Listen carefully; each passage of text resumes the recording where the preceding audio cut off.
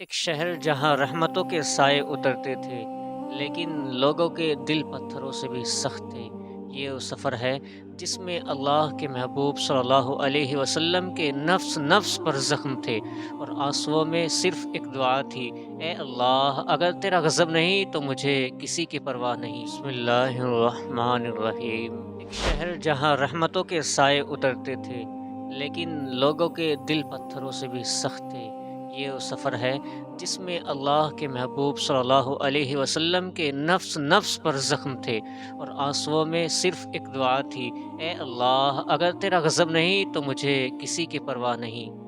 آئیے سنتے ہیں طائف کا وہ حقیقی درد جس نے رحمت عالم صلی اللہ علیہ وسلم کی دعاؤں سے دنیا کو محفوظ کر دیا۔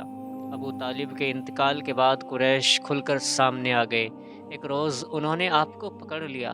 ہر شخص آپ کو اپنی طرف کھینچنے لگا اور کہنے لگا: یہ تو وہی ہے جس نے ہمارے اتنے سارے معبودوں کو ایک معبود بنا دیا۔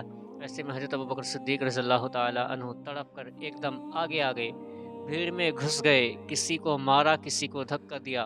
وہ ان کو آپ سے ہٹاتے جاتے اور کہتے جاتے تھے: کیا تم ایسے شخص کو قتل کرنا چاہتے ہو جو یہ کہتا ہے میرا رب اللہ ہے؟ اس پر وہ لوگ حضرت ابوبکر صدیق رضی اللہ تعالی عنہ پر ٹوٹ پڑے اور انہیں اتنا مارا کہ وہ مرنے کے قریب ہو گئے۔ ہوش آیا تو حضرت رسول اللہ صلی اللہ علیہ وسلم کی خیریت پوچھی۔ جب پتہ چلا کہ آپ سلامت ہیں تو اپنی تکلیف کو بھول گئے۔ شوال 10 نبی میں حضرت نبی کریم صلی اللہ علیہ وسلم طائف تشریف لے گئے۔ اس سفر میں صرف آپ کے غلام حضرت زید بن حارثہ رضی اللہ تعالی عنہ ساتھ تھے۔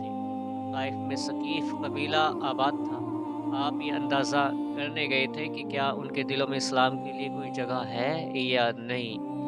آپ یہ امید بھی لے گئے تھے کہ شاید یہ لوگ مسلمان ہو جائیں اور آپ کا ساتھ دیں۔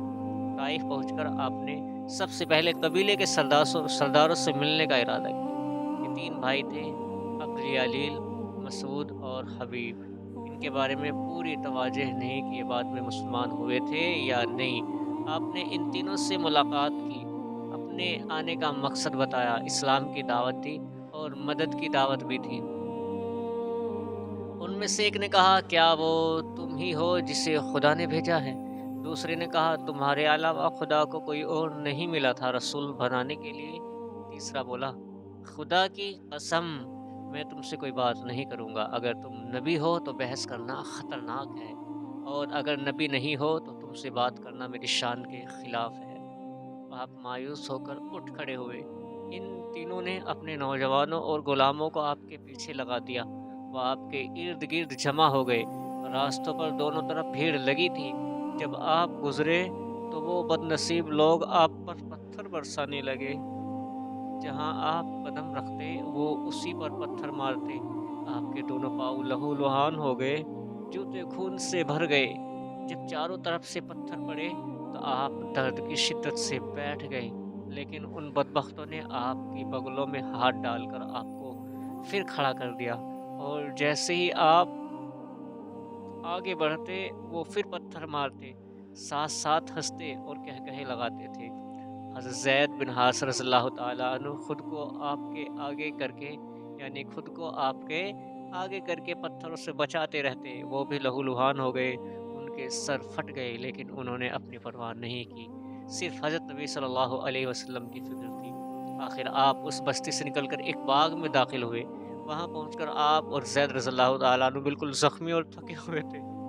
آپ ایک درخت کے سائے میں بیٹھ گئے۔ آپ نے اللہ سے دعا کی: اے اللہ، میں اپنی کمزوری، لاچاری اور بے بسی کی تجھ سے فریاد کرتا ہوں۔ یا ارحم الراحمین، تو کمزوروں کا سہارا ہے، تو ہی میرا رب ہے، اور میں تجھ پر ہی بھروسہ کرتا ہوں۔ اگر تیرا غضب نہیں ہو تو مجھے کسی کی پرواہ نہیں۔ اسی وقت آپ نے دیکھا کہ باغ کے مالک عتبہ اور شیبہ موجود ہیں۔ وہ بھی دیکھ چکے تھے کہ طائف کے لوگوں نے آپ کے ساتھ کیا کیا۔ دونوں کو آپ کی حالت پر رحم آیا۔ انہوں نے اپنے نصرانی غلام عداس کو بلایا اور کہا: اس بیل سے انگور کا گچھا توڑ کر انہیں دے دو۔ عداس نے حکم مان لیا۔ جب آپ انگور کھانے لگے تو آپ نے کہا: بسم اللہ۔